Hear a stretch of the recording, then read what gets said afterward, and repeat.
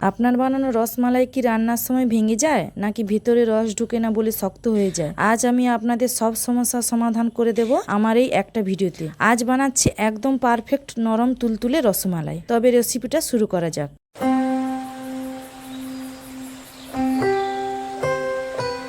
দেখুন বন্ধুরা, এখানে আমি 2 কিলোর মতো দুধ নিয়েছি। আপনারা আপনাদের পরিমাণ মতো দুধ নেবেন। দেখুন বন্ধুরা, দুধটাকে আমি এইভাবে ছানা কাটিয়ে নিয়েছি। আমি এই ছানাটা কিভাবে কাটিয়েছি আমি আগের ভিডিওতে আমার দেওয়া আছে, আপনারা অবশ্যই সেখানে দেখে নেবেন। দেখুন বন্ধুরা, রসমালাই বানানোর জন্য ছানাটা একদম এইরকম নরম তুলতুলে করে কাটাতে হবে। ছানাটা আমি একটা কাপড় কাটার মধ্যে ঢেলে অনেকক্ষণ চাপ দিয়ে রেখেছিলাম। আপনারা কিন্তু ছানাটা ফ্রিজে রাখবেন না, তাহলে শক্ত হয়ে যাবে। আপনারা এই বাইরেই অনেকক্ষণ এইটা ভালো করে চাপ দিয়ে রেখে দেবেন, তাহলে ছানা থেকে যে জলটা আছে সবটাই ভালো হয়ে বেরিয়ে যাবে। এবারে ছানাটা তো আমি কাপড় কাটার মধ্যে থেকে বের করে নিয়েছি। এবারে হাত দিয়ে ভালো করে থেসে নিচ্ছি, যাতে কোনো দলা না থেকে যায়। দেখুন বন্ধুরা, একদম সুন্দর করে আপনারা যেমন আলু মাখা করেন নরম একদম সুন্দর মোলায়েম, সেইভাবে এই ছানাটাকেও একদম সেইভাবে ভালো করে নরম তুলতুলে করে মেখে নিয়েছি। এইভাবে ছোট ছোট হাতে এবারে আমি এইভাবে ছোট ছোট করে কেটে নিচ্ছি। দেখুন বন্ধুরা, এইভাবে ছোট ছোট করে আমি কেটে নিচ্ছি। আপনারা সাইজে বড়ও করে নিতে পারেন। বন্ধুরা, আপনারা যখন ছানা কাটাবেন, দুধটা হালকা গরম ভাপ উঠলেই আপনারা এই ভিনিগারটা দিয়ে কাটাবেন, তাহলে দেখবেন যে ছানাটা খুব নরম হবে। দুধ একদম বেশি ফোটাবেন না, গরম দুধের মধ্যে একটু গরম ভাব উঠে গেলেই আপনারা এই ভিনিগারটা দিয়ে দেবেন। এইভাবে সবগুলো এইরকম করে তৈরি করে নেব।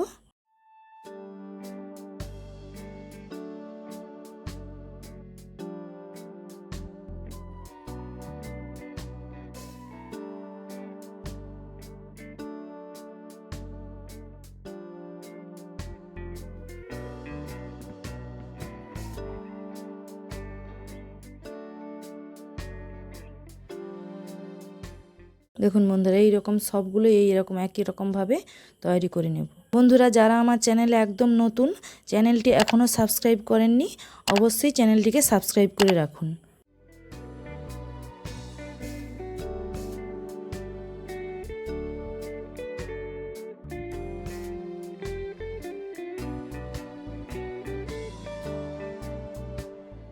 দেখুন বন্ধুরা, সবগুলো তো আমার তৈরি করা হয়ে গিয়েছে। এবারে উনুন জেলে উনুনে কড়াটা বসিয়ে দিয়েছি। প্রথমে আমি রসমালাই বানানোর জন্য কড়াতে আমি চিনি দিয়ে দেব। এখানে আমি হাফ বাটি চিনি নিয়েছি এবং 1.5 বাটির মতো জল দেব।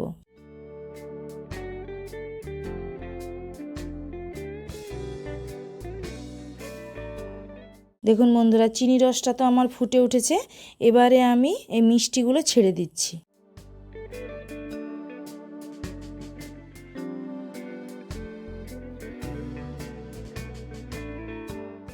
দেখুন বন্ধুরা, চিনি রসটা যখন খুব ভালো হয়ে এইভাবে ফুটে উঠবে, তখন আপনারা এই মিষ্টিগুলো ছাড়বেন।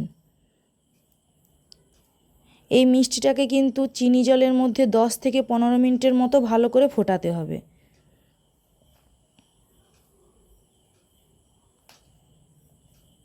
তবেই এর ভেতরে চিনি রসটা খুব ভালোভাবে ঢুকে যাবে।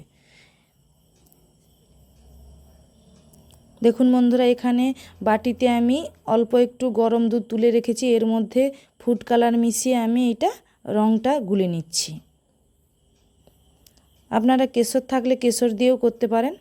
দেখুন বন্ধুরা, মিষ্টিটা কত সুন্দর ফুলে উঠেছে। এবারে তো কড়াটা নামিয়ে নিয়েছি। এবারে এই মিষ্টিটা এই কড়া থেকে তুলে নিচ্ছি। মিষ্টির রসের মধ্যে থেকে এইভাবে সব মিষ্টিগুলো তুলে নিচ্ছি।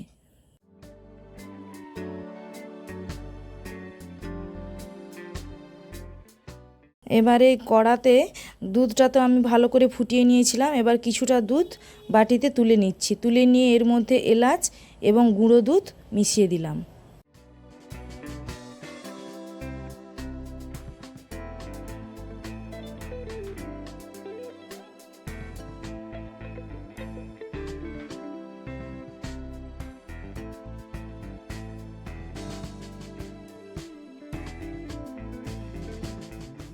এবারে গুঁড়ো দুধ আর এলাচটাকে দুধের মধ্যে খুব ভালো করে এইভাবে মিশিয়ে নেব। এবারে যে কালারটা আমি করে রেখেছিলাম, সেই কালারটা কিছুটা পরিমাণ দিয়ে দিলাম।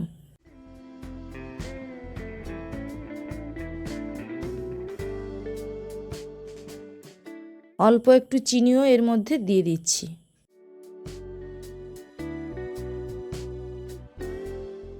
এবারে এই যে দুধটা আমি বাটিতে মিক্সড করলাম, এটা কিন্তু ঠান্ডা হলে ঠান্ডা করে তবেই এই মিষ্টিটার মধ্যে দিয়ে দেবেন, গরম অবস্থাতে দেবেন না।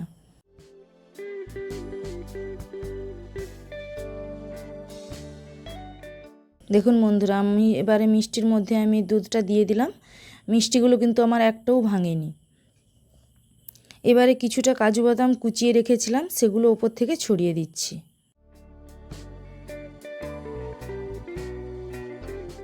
দেখুন বন্ধুরা, আমার মিষ্টির কালারটা শুধু দেখুন। তাহলে আমার রসমালাই তো হয়ে গেল বন্ধুরা, দোকানের মতো একদম পারফেক্ট নরম তুলতুলে। তাহলে আপনারাও এভাবে বাড়িতে ট্রাই করবেন। তাহলে আমার রসমালাইটা কেমন হলো অবশ্যই আপনারা কমেন্ট করে জানাবেন। ভিডিওটি ভালো লেগে থাকলে অবশ্যই একটা লাইক করবেন, শেয়ার করবেন। চ্যানেলে যদি নতুন হয়ে থাকেন চ্যানেলটিকে অবশ্যই সাবস্ক্রাইব করবেন। নমস্কার, দেখা হচ্ছে পরের ভিডিওতে।